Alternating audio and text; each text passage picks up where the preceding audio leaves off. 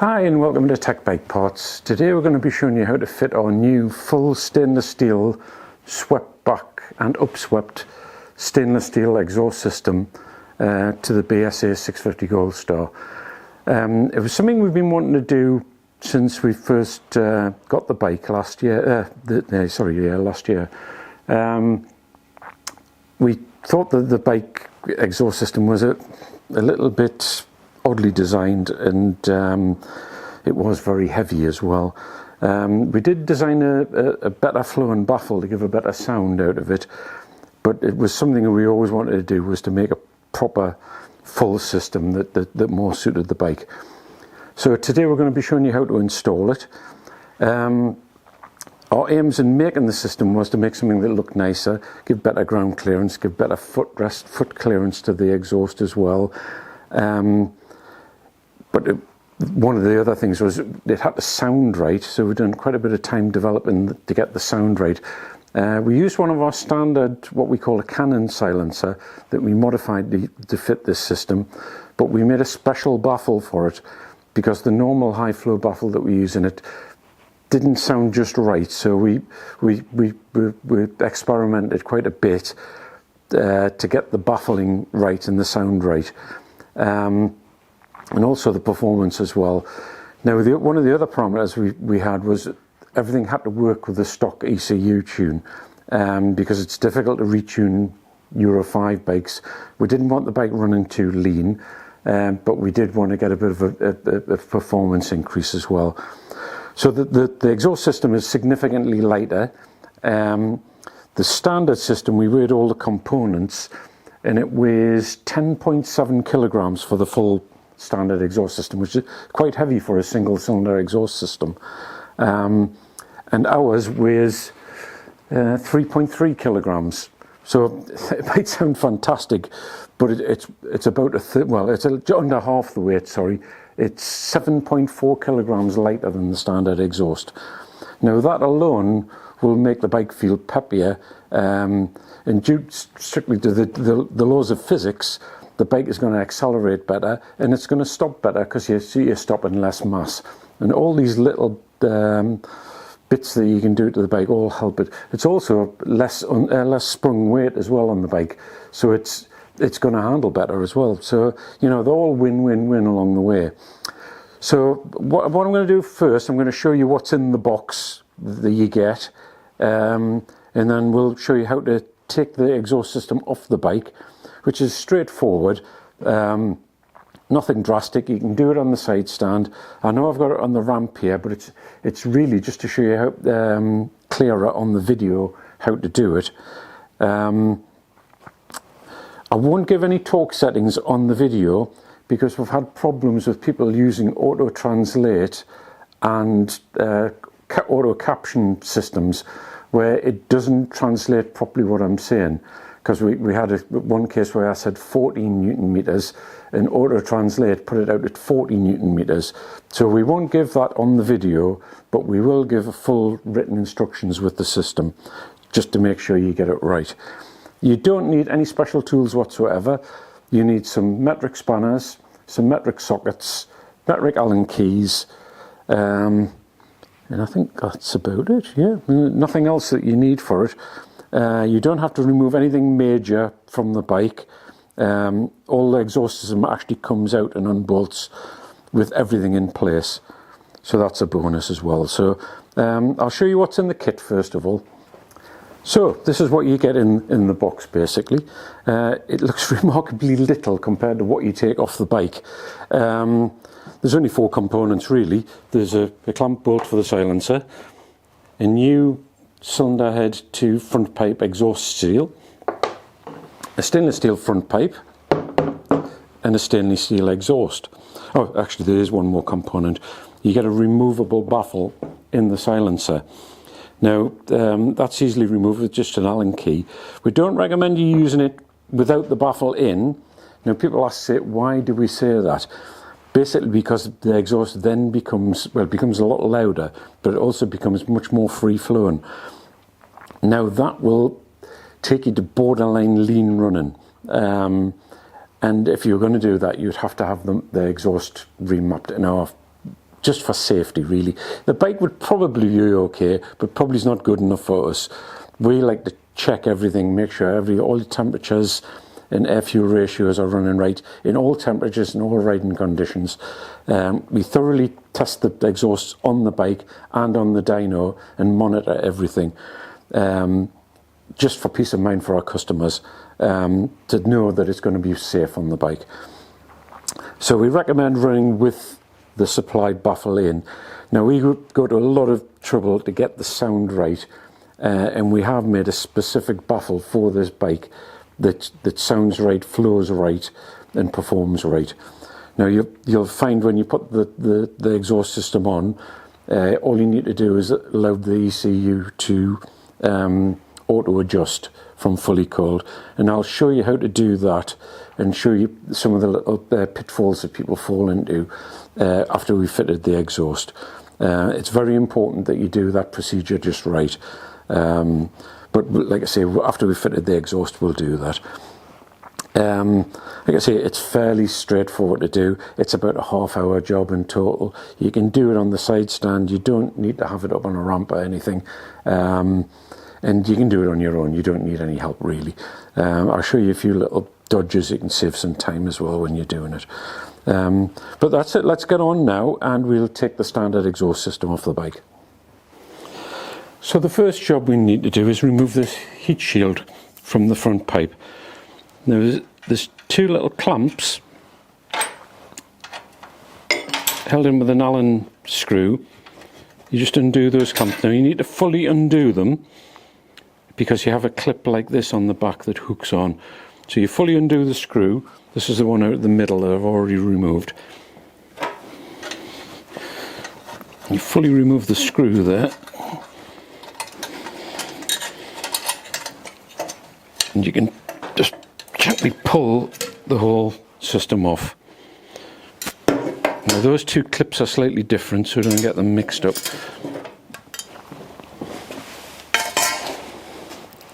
Right, you can either start from the front or the back. I'm going to take the silencer off first. So we need to loosen this Allen key clamp here. Just fully loosen that off, and we need to remove this mounting bolt here and the passenger foot peg. The passenger foot peg's held on by a 13mm nut on the back, so you need an open-ended spanner to do that.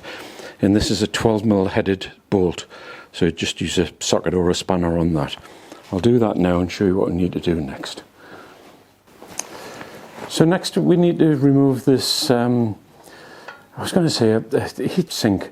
It's actually just a decorative cover.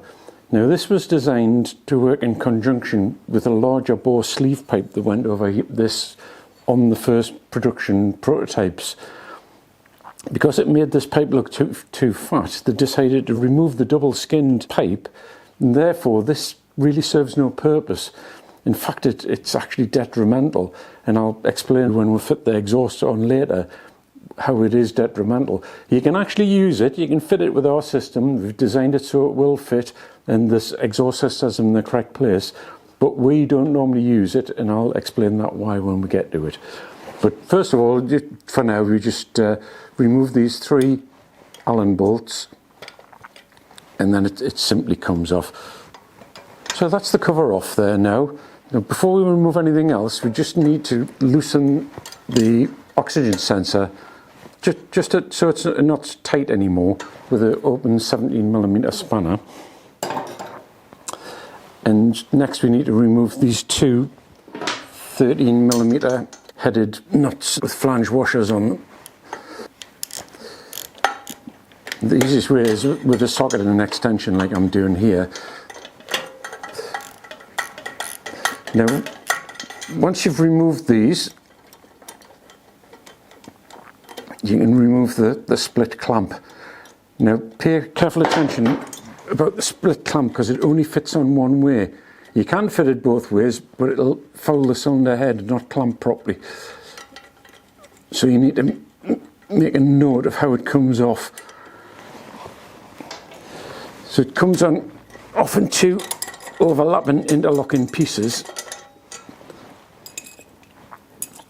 like so. One goes on the top and one goes on the bottom.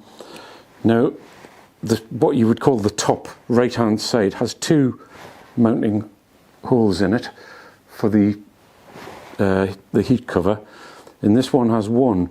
And if you flip it over, you'll notice this one's chamfered away. Now, if you fit it that way on, these flanges will hit on the fins on the cylinder head, and if you tighten them up, you could actually probably either bend the studs or damage the fins. So it's very important you fit it that way with a single mounting flange down here with the cutaways of the back. You could fit it that way as well, in which case, again, it would be wrong because it hasn't got the cutaway on the right way around. So it's very important that you fit it that way. So next we need to undo this Allen clamp bolt on the bottom pipe and fully loosen that off. And if you just manipulate it and gently tug it so as not to damage the gasket, because you can get a few uses out of those if you want to put the exhaust system back on, the pipe comes off. Now, this is a bit of a time saver because a lot of people unplug the O2 sensor, but you've actually got room to just swivel this pipe. Now be careful, I mean, if you're worried, put a cloth or something over the tank in case you hit anything. Keep on unscrewing that carefully, make sure you don't touch anything, and keeping a tight hold of the O2 sensor so you don't twist the wire or damage it. And that's that off. You'll need to remove the seal. I mean, this one's loose, but sometimes you have to prise them out with a flat-bladed screwdriver. And if this is particularly dirty, just give it a clean up with some wet or dry, just to get any of the bad carbon off. This one's good enough to just fit a new seal in. And that's us finished here. We'll now go down to the bottom and show you how to take the bottom front box off. So now we need to remove the 4 screws out of the heat shield from underneath, or sump shield. You have 2 on the right side and 2 on the left side. So there's 1 here at the front and 2 here at the side, and there's 1 underneath on the other side. They're all the same size Allen key.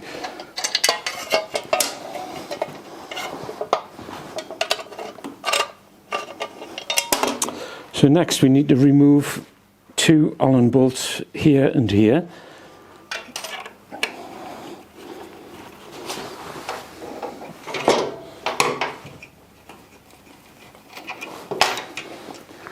Just hold the weight while you undo these. Now if you can carefully maneuver it down and slide it out of the rubber mounting on the other side, careful not to damage the frame paintwork, and that's it out. Now you can, if you want, remove that bracket, but I'm actually going to use it for mounting something else on. More of that later, but I intend to remount something in here, but I'll talk about that later. We can actually refit this heat shield back on again, because we don't need any more access under here now.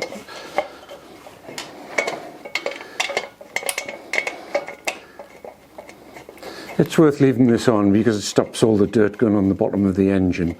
It just looks a bit neater as well. So now take the new front pipe. Now it's sometimes worth just putting a drop of oil on these threads because they can get very dry, and then screw it just like we did with the old, taking off the old front pipe. Carefully round. Remember, this is a much longer pipe, so just be careful you don't catch any paintwork again with it.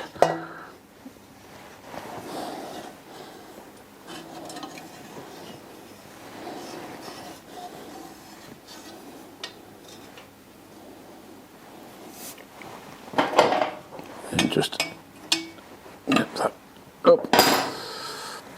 So we now need to put the gasket in, and this is where it gets a little fiddly, and it may be handy if you've got an extra pair of hands.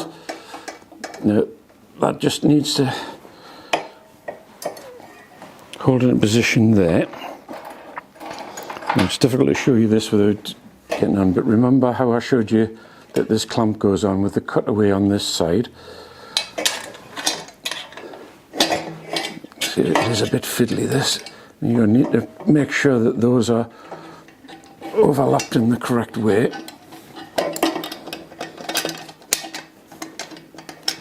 So like I said, just to prove you can do it on your own, that's it there, but it is easier if you've got somebody just to hold the pipe up at the back.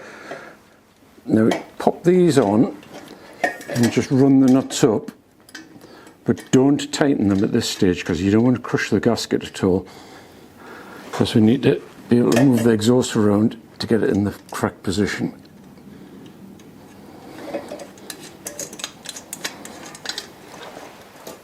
So that's it there. So next we're going to fit the silencer.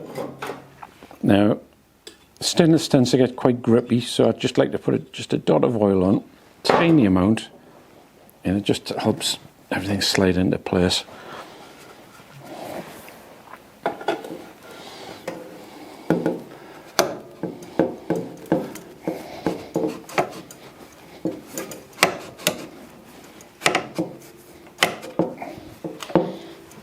Make sure that's fully slipped on there. Now you need to fit the standard rear foot peg back on once you've lined the holes up.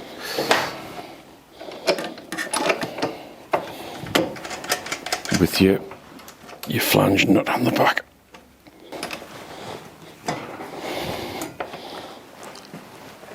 So once you're happy with the position of the silencer and the front pipe, make sure they're manoeuvred so they're not actually touching anything, like the spring on your brake lever there, well clear of the frame and everything. Put your nut and bolt, your clamp nut and bolt in, and just don't fully tighten it, just nip it, just so it's gripping the pipe in the position that you want. Again, just nip your footrest up just to hold it all in position. And next we go up to the front pipe clamps, and we tighten these up fully now. Now, like I said, for reasons I said before, I'm not going to show you the torque setting on these, because if I say it, it gets translated wrong. So that will be in the instructions, all the torque settings for everything on the bike. But you just tighten these up evenly so the crush gasket sits into place. And then obviously you'll do a final torque. Same with that, you just give the O2 sensor a final nip to make sure it's tight. Tighten the silencer up. Now a little word on the cover that goes on here. Like I say, you can fit it now because all the screw holes and the O2 sensor are all in the right position. But what we found during testing is, because it actually doesn't touch the exhaust pipe, there's a gap between. It doesn't cool the exhaust pipe like a normal finned clamp would. It actually keeps the heat in the exhaust pipe. So we didn't think it would be that much of a difference, but when we temperature monitored it, it was significantly hotter at this point here at the cylinder head. Now, when we run this without the cover on, you get a tiny amount of bluing basically up to this welded joint in a very, very small amount on the front pipe. With the cover on, it blues all the way down to here, halfway down the front pipe, and the bluing is really bad at the cylinder head. So what I recommend is you don't fit the cover. I tend to put a couple of M5 button heads in these screws here and use a domed nut on this one here just to tidy it up. I'll show you those fitted later on, but it actually looks much nicer than the cover, I think. It blends in with the engine and the style of the bike more, but you know, that's a personal preference thing, up to you. But like I say, if you do fit the cover, you'll find that the pipe blues a lot more. Now what you need to do, I know you're really tempted, now you've got this new exhaust on your bike, you want to start it up and rev it up. There's a few more things you need to do before you do that. Don't be tempted to do it. First of all, we need to wipe the exhaust down, because it's covered in you see my hands aren't particularly clean with handling it. It's covered with residue of oil and sweat off my hands, and that will actually burn onto the pipe and stain it. on the first full heat cycle. So we go over with a clean cloth and some solvent. You can use brake cleaner or electrical cleaner or WD-40, any sort of solvent cleaner, and we'll wipe the whole system down carefully. So like I say, I'm just going to put a bit of solvent cleaner, WD-40 I'm using here, on the pipe and give it a good wipe down. And you can actually see the dirt coming off the pipe.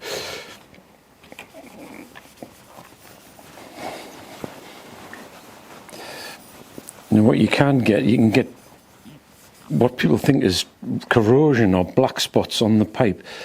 The stainless steel doesn't corrode, but what you do get, because it's run at very high temperatures, you actually get pollutants from puddles and water and even from the atmosphere on the surface burning on. It's not corrosion, it's actually burnt on deposits.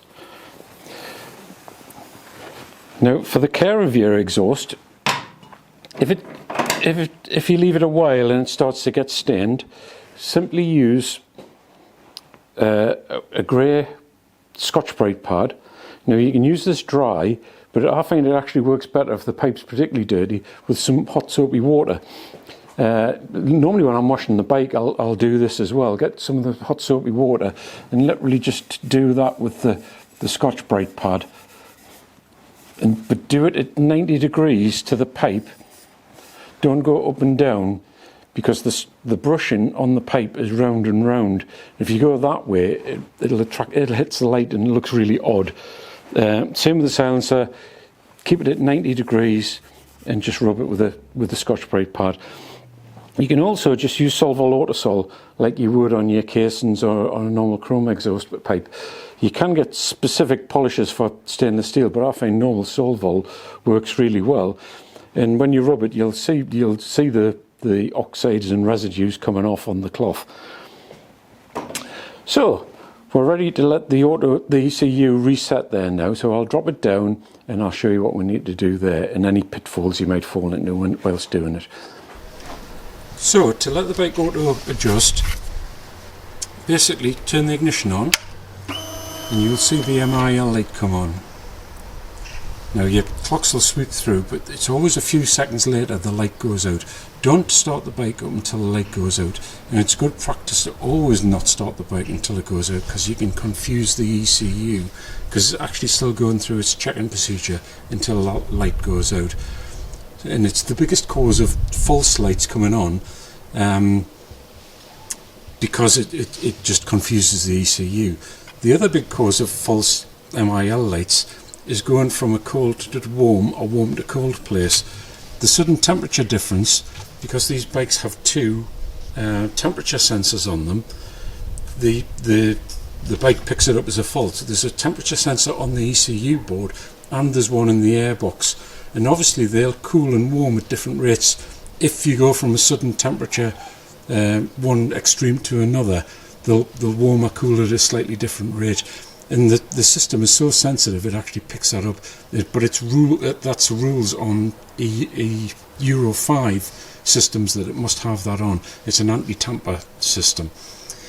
If you do get an MIL light on these, 99% of the time it is just because the computer is sensed this and it doesn't adjust the tick over properly when you start it up, and the fault will come up as tick over not as expected or faster than expected, because it's trying to compensate for this temperature difference by increasing the RPM, and it thinks there's some jiggery-pokery going on with it. It's easy, the light will clear itself after a while normally, or if you've got an ODB2 code reader, which I would recommend you get for these bikes, you can clear it in a couple of seconds. But so what we need to do is just turn the key on and wait for the light to go out. That's it there, and press the start button. Now we let that idle now for like 10 minutes, just to let the engine fully warm up.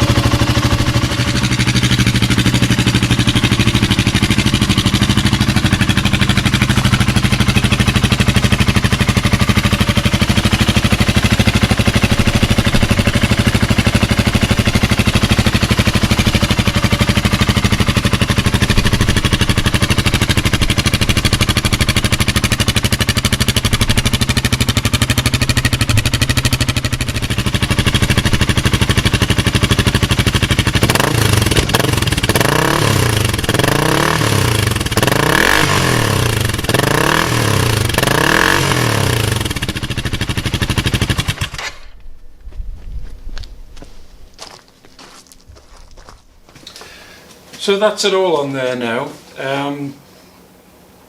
Like I say, it's designed for use with the standard ECU and the standard airbox. It'll flow a lot faster. You'll find that the bike revs much quicker, picks up revs much quicker, and it feels much more sprightly. It's probably because the engine's just breathing that little bit better, and it's also a lot lighter, the bike as well. So yeah, it's a win-win. These are available now on our website, very reasonably priced. They come with our normal guarantees, and no quibble guarantee that we normally have with all our products. Interesting to see what feedback we get from them, but we're all putting it out at a very good introductory price. So if you want one, get one from the first batch, because the price will probably go up when we do further production runs.